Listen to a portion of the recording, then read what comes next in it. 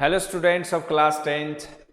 Today we are going to learn about the topic of chapter first and the name of topic is fundamental arithmetic theorem and the chapter is real number. Real number chapter में आज हम लोग पढ़ने वाले fundamental arithmetic theorem के बारे में क्या कहता है इसको हम लोग जानेंगे और उससे हम लोग एलसीएम और एचसीएफ कैलकुलेट करना और उससे डिफरेंट टाइप के क्वेश्चंस भी बनाएंगे। तो फर्स्ट ऑफ ऑल आज हम लोग देखेंगे कि फंडामेंटल अर्थमेटिक थ्योरम क्या होता है। ठीक है, अब इस थ्योरम को समझने के लिए आपको पहले प्राइम नंबर और कंपोजिट नंबर का कॉन्सेप्ट मालूम होना चाहिए। तो लेट्स सी प्राइम नंबर क्या होता है, पहले एक बार रिवाइज कर लेते हैं शॉर्ट में। आपको फंडामेंटल अर्थमेटिक थ्योरम तक पहुंचने के लिए सबसे पहले आपको प्राइम नंबर के बारे में मालूम होना चाहिए। What is prime number? तो प्राइम नंबर हमारे पास उन नंबर को बोला जाता है जिनके सिर्फ और सिर्फ दो ही नंबर फैक्टर होते हैं। The number having only two factor. क्या बोलेंगे? The numbers having only two factors. Only two factors. वैसे नंबर जिनके सिर्फ और सिर्फ दो फैक्टर होंगे। क्या होंगे? ओनली टू फैक्टर्स होंगे, तो वो हमारा क्या कहलाएगा? प्राइम नंबर्स कहलाएगा। कौन कौन से दो फैक्टर होंगे तो आपको दिमाग में रखना है, एक तो 1 होगा और दूसरा वो खुद होगा, सेल्फ वो नंबर होगा। एक तो 1 होता है जिससे वो डिवाइड होता है और एक खुद के नंबर से डिवाइड होता है और किसी से डिवाइड नहीं होना चाहिए। फॉर एग्जाम्पल यहाँ पे आप एग्जाम्पल के तौर पे कह सकते हो कि सर 2 है, 3 है, 5 है, 7 है, 11 है, 13 है, उसके बाद हमारे पास 17 है, 19 है, 23 है, 29 है and so on. These are the prime numbers. Why it is prime? Because इनके दो ही फैक्टर हैं हमारे पास। दो देखो, दो जो है वो सिर्फ दो नंबर से डिवाइड होगा, एक 1 से डिवाइड होगा और एक 2 से डिवाइड होगा। कोई भी नंबर इनमें से ले लो, जैसे आपने बोला सर 19 ले लो, तो 19 भी देखो, एक तो आपका 1 से डिवाइड होगा, एक तो आपका किससे डिवाइड होगा? 1 से डिवाइड होगा और एक खुद से 19 से। तो ये सारे के सारे क्या है? हमारे प्राइम नंबर्स हैं। क्या है ये? प्राइम नंबर्स हैं। इसके बाद जो हमारा आता है वो है कॉम्पोजिट नंबर। सेकंड क्या है हमारा? Composite number. कॉम्पोजिट नंबर क्या होता है? तो कॉम्पोजिट नंबर उन नंबर को बोला जाता है जिनके मोर देन 2 फैक्टर होते हैं। 2 से ज्यादा होना चाहिए। 2 से ज्यादा कहने का मतलब 3 या 3 से ज्यादा। ठीक है ना? Numbers, the number having more than 2 factor. More than 2 factors, जिनमें 2 से ज्यादा फैक्टर हो। क्या हो? 2 से ज्यादा फैक्टर हो। कहने का क्या मतलब हुआ? 2 से ज्यादा फैक्टर्स हो। ठीक है, एग्जाम्पल देखो, यहां पे आप लोग एग्जाम्पल ले सकते हो। जैसे हमारे पास सबसे छोटा पॉजिटिव कॉम्पोजिट नंबर कौन सा है? तो वो है 4 हमारे पास, क्योंकि ये देखो किस किस से डिवाइड होता है? 1 से भी डिवाइड होता है, 2 से भी डिवाइड होता है और 4 से भी। तो 3 फैक्टर हो गए ना। बात करते हैं 6 की, तो 6 भी एक कॉम्पोजिट नंबर है। Why? Because it is dividing by 1, it is dividing by 2, it is dividing by 3 as well as 6। ये हमारा 1 से भी हो रहा है, 2 से भी हो रहा है, 3 से भी हो रहा है और 6 से भी हो रहा है। तो ये हमारे कॉम्पोजिट है। तो जो हमारा प्राइम नहीं है, बचा हुआ सारा कॉम्पोजिट होता है सिवाय 1 ना तो हमारा प्राइम की कैटेगरी में आएगा, ना ही वो कॉम्पोजिट की कैटेगरी में आएगा, क्योंकि 1 का ना तो 2 फैक्टर है, ना ही 2 से ज्यादा फैक्टर है। तो इसीलिए ना तो वो प्राइम की कैटेगरी में आता है, ना ही वो कॉम्पोजिट की कैटेगरी में आता है। ठीक है ना? तो 1 इज नाइदर प्राइम नॉर, यहां पे लिख देना नोट डाल के, स्टार डाल के आप लोग इसको नोट कर लेना। 1 is neither prime nor composite। ठीक है? 1 ना तो प्राइम है और ना ही कॉम्पोजिट है, दोनों में से किसी भी कैटेगरी में नहीं आता। ठीक है ना? दूसरी बात, इसमें 2 जो है वो स्मॉलेस्ट, क्या है? वो सबसे छोटा, smallest even prime number, smallest even prime number है।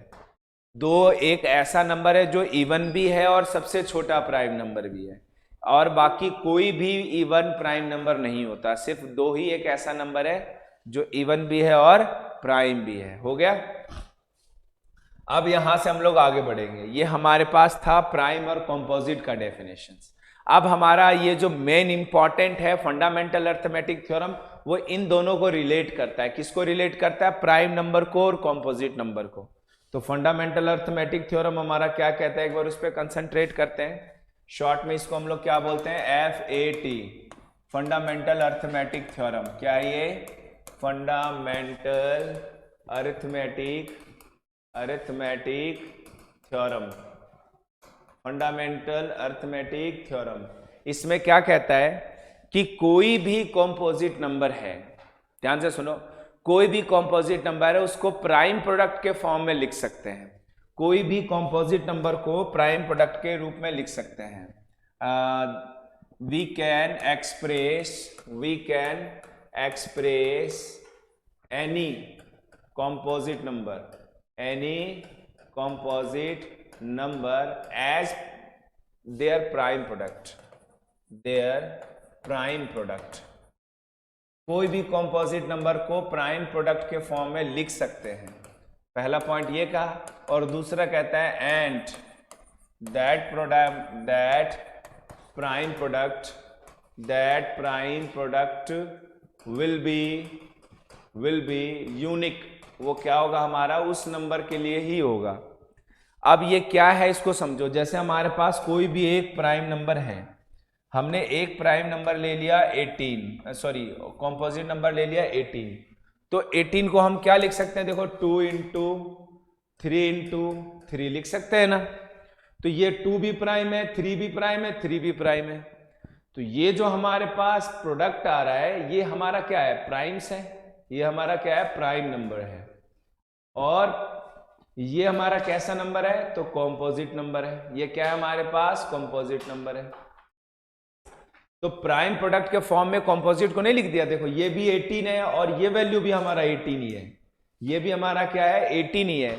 लेकिन इस कॉम्पोजिट नंबर को हमने प्राइम के फॉर्म में लिख लिया। प्राइम प्रोडक्ट है ये। प्राइम्स का क्या है? ये प्रोडक्ट है। क्या है ये हमारे पास? प्राइम्स का प्रोडक्ट है। तो कोई भी कॉम्पोजिट नंबर को प्राइम प्रोडक्ट के फॉर्म में लिख सकते हैं। और दूसरा पॉइंट जो कह रहा है कि ये 2 इंटू 3 जो है वो सिर्फ 18 का होगा। Only for 18। और वो ना तो 20 का हो सकता है, ना तो 22 का हो सकता है, ना तो 24 का हो सकता है। ठीक है ना। यूनिक कहने का मतलब 2 टाइम्स 3 और 1 टाइम्स जहां कहीं 2 आ जाए तो समझ जाना कि वो 18 का ही होगा, वो यूनिक है। ठीक है ना। तो ये चीजें आप बचपन में सीखते आ रहे हो। इसको हम लोग बोलते हैं एलसीएम। एलसीएम से समझते हो ना? फैक्टराइज करते हो आप लोग। क्या करते हो? फैक्टराइज करते हो। बस ध्यान में ये रखना है कि फैक्टराइज करते टाइम आप प्राइम नंबर ही यूज करो। फैक्टराइज करते टाइम आप प्राइम नंबर ही यूज करो। जैसे हमारे पास कोई भी नंबर है, मान लो थोड़ी देर के लिए 220 है। क्या ये 220 है? आप इसको प्राइम प्रोडक्ट के फॉर्म में लिखो। कन्वर्ट इनटू प्राइम प्रोडक्ट, ऐसे लिख सकता है। Convert into prime product. Prime product के फॉर्म में इसको कन्वर्ट करो। कर सकते हो। तो 220 हमारा सबसे पहले 2 से जा रहा है, तो 2 से कर दो। 2 से 110 टाइम में, 2 से हमारा चल गया 110 टाइम में। फिर 2 से जा रहा है 55 टाइम में।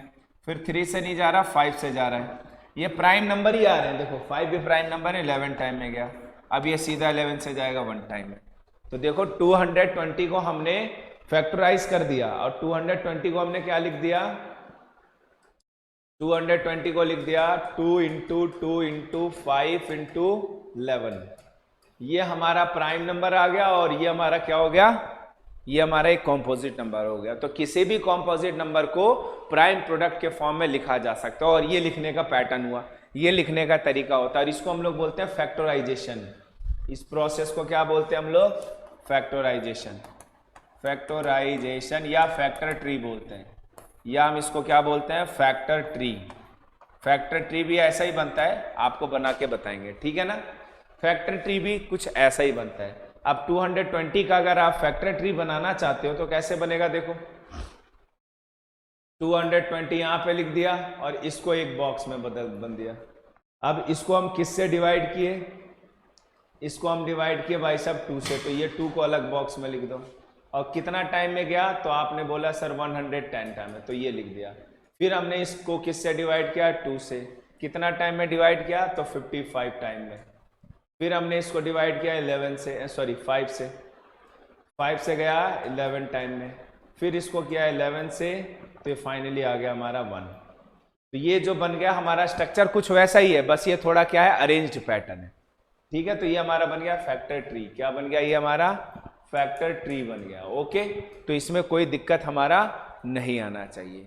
तो ये था हमारा बेसिक चीज जो कि फंडामेंटल अर्थमेटिक थ्योरम है, जो कि बहुत ही इंपॉर्टेंट थ्योरम है, और ये हमारा कंपलसरी है। तो आज के लिए इतना काफी है, बाकी मिलेंगे नेक्स्ट लेक्चर के साथ। That's enough for today. Thank you, bye bye, have a nice day.